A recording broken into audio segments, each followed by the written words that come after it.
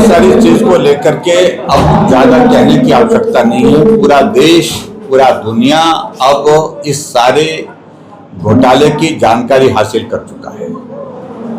अगर गलत कुछ नहीं हुआ है तो ईडी की जांच क्यों चल रही है? ईडी की जांच के पश्चात दोनों सोनिया गांधी, राहुल गांधी कोर्ट की ओर से जमानत पर क्यों है? कोर्ट ने बड़ा साफ शब्दों में कहा है कि मामला बनता है और सिर्फ उनको पर्सनल अपीयरेंस के लिए एग्जम्पशन दी गई है, छूट दी गई है।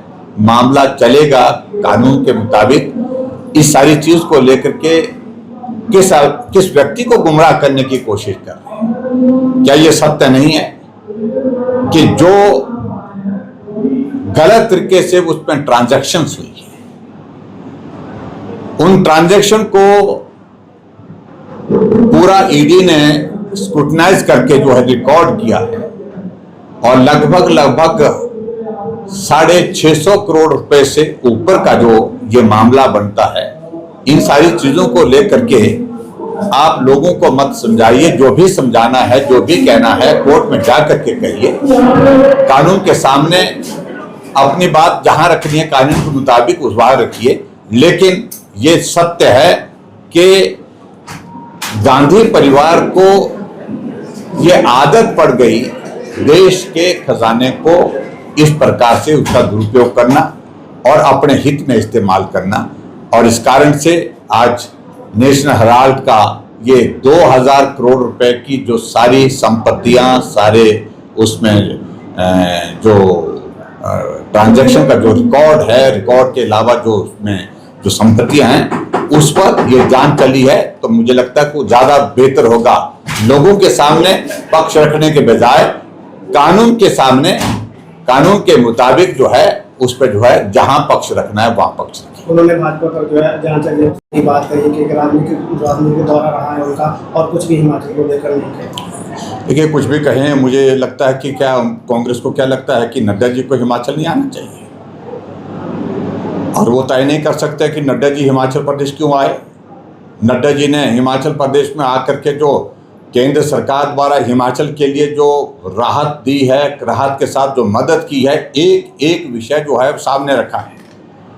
और जिसको कांग्रेस के लोग जो झूठ होकर के, चाहे वो मुख्यमंत्री है, उप मुख्यमंत्री है, चाहे मंत्री लोग हैं, तथ्य से हट करके बोलते हैं, तथ्य को छुपाने का प्रयत्न करते हैं।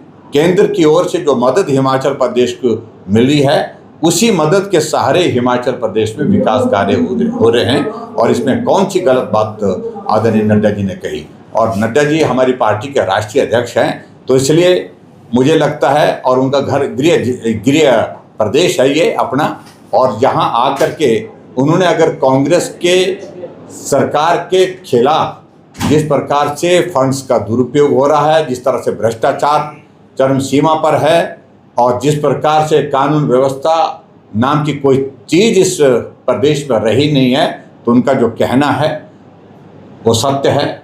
और कांग्रेस के नेताओं को उनकी बात स्वाभाविक रूप से बुरा लगना ये तय था, क्योंकि सरकार की हालत इस प्रकार की है जो हिमाचल प्रदेश में कांग्रेस की सरकार चल रही है। बस किराए की वृद्धि के संदर्भ में मुझे सिर्फ इतना ही कहना है कि कमर तोड़ दी, एक कदम रखते ही 10 रुपए का टिकट लगेगा। तो ये मुझे लगता है कि बहुत दुर्भाग्यपूर्ण है। बस का किराया बढ़ाना, डीजल की कीमतें बढ़ाना, बिजली की कीमतें बढ़ाना, पानी की कीमतें बढ़ाना, और ऐसी स्थिति हिमाचल प्रदेश में हो गई है कि कोई चीज़ बची नहीं जहां टैक्स नहीं लगे हैं, जहां बढ़ाया नहीं गया है पैसा। आखिरकार मध्यम वर्ग और जो गरीब वर्ग जो है उनकी कमर तोड़ दी। Thank you please.